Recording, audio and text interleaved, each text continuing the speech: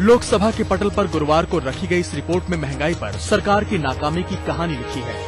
वित्तीय मामलों की संसदीय समिति की इस रिपोर्ट में कहा गया है कि वित्त मंत्रालय ने न समय रहते और न गंभीरता से महंगाई रोकने की कोशिश की। सरकार प्याज और दूसरी रोजमर्रा की चीजें निर्यात पर अस्थायी रोक लगाए। शुगर लॉबी से आम आदमी परेशान है, इसलिए उपभोक्ता मामलों का मंत्रालय चीनी की कीमतें बढ़ाने के कारणों की जांच कर 1 महीने में रिपोर्ट दे।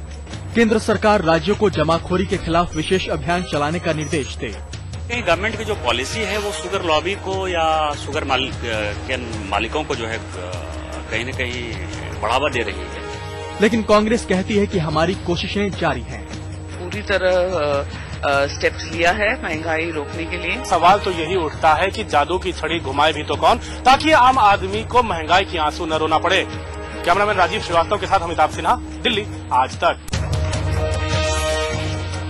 महिला आरक्षण बिल का राज्यसभा में पिछले साल यही हश्र हुआ था।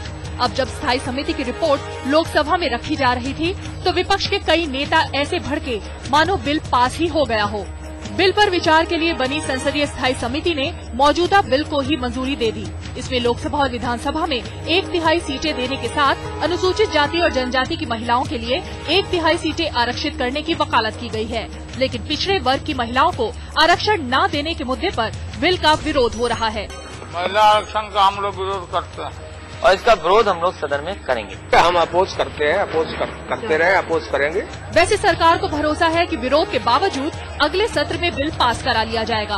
बजट सेशन में ये बिल जरूर पास हो जाएगा। संसदीय समिति की रिपोर्ट आने भर से ही महिलाओं की राह आसान नहीं हो जाती, बल्कि उसके लिए जरूरत है देश की आधी आबादी के बारे में राजनीति से ऊपर उठकर सोचने की।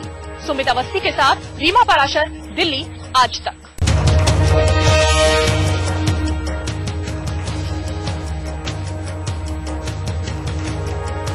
आंदोलन के नाम पर गुंडागर्दी की ये मिसाल दिल्ली की है। निजी क्षेत्रों में आरक्षण की मांग को लेकर महीने भर से जंतर मंतर पर धरना दिया जा रहा है। धरने की अगुवाई कर रहे हैं इंडियन जस्टिस पार्टी के अध्यक्ष उदित राज। खुद तो अनशन पर बैठे हैं, लेकिन उनके समर्थकों ने विरोध में ऐसी तोड़फोड़ की कि तमाम हदें पार कर दी। यहां तक कि वहां पहुंची मीडिया की गाड़ियों को भी जमकर निशाना बनाया। अब इस करतूत पर उदित राज खुद शर्मिंदा है। बहुत ही शर्मिंदा हूँ मैं, तीसरा दिन है। मुझे एडवाइस किया डॉक्टर ने कि भाषण वगैरह न हो। 19 नवम्बर से धरना चल रहा है, हमारी बात सुनवाई नहीं पा रहा। अब इस आंदोलन का क्या मतलब? आखिर गुंडागर्दी के जरिए ये क्या हासिल करने की कोशिश हो रही है? कहीं ऐसा तो नहीं कि आंदोलन बस दिखावा है, सड़कों पर हंगामा ही मकसद है। आशीष जोशी, दिल्ली, आज तक। जम्मू में पुलिस और पीडीपी के नेता भिड़ गए। दोनों के बीच घंटों जोर आजमाइश चलती रही। पीपुल्स डेमोक्रेटिक पार्टी के नेता बढ़ती महंगाई के खिलाफ सरकार के खिलाफ मोर्चा खोल रखे हैं।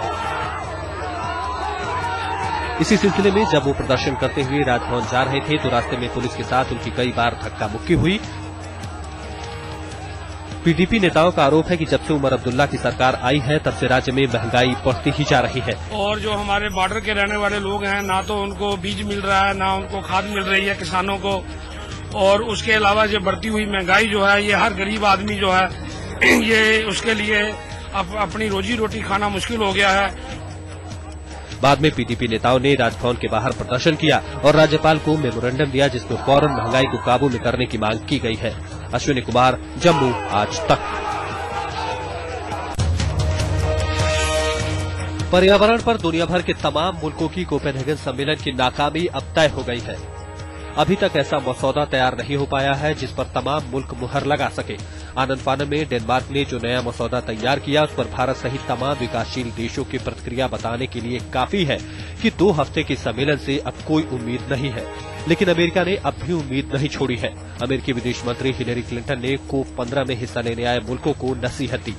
लेकिन बड़ा सवाल है कि जब सम्मेलन में कुछ नहीं बचा तो फिर भारत के प्रधानमंत्री मनमोहन सिंह सहित तमाम राष्ट्राध्यक्ष जो कोपेनहेगन पहुंच रहे हैं वो किस लिए? मामला पूरी तरह उलझ चुका है। तमाम देश कई खेमों में बंट चुके हैं। ऐसे में लगता नहीं है कि COP15 की इस बैठक से कुछ भी निकलकर सामने आएगा। वैसे भारत के प्रधानमंत्री मनमोहन सिंह भी यहां पहुंच रहे हैं। अब सवाल ये उठता है कि इस माहौल में उनकी भूमिका क्या होगी। कैमरामैन कृपाल सिंह के साथ शमशेर सिंह, कोपेनहेगन, आज तक।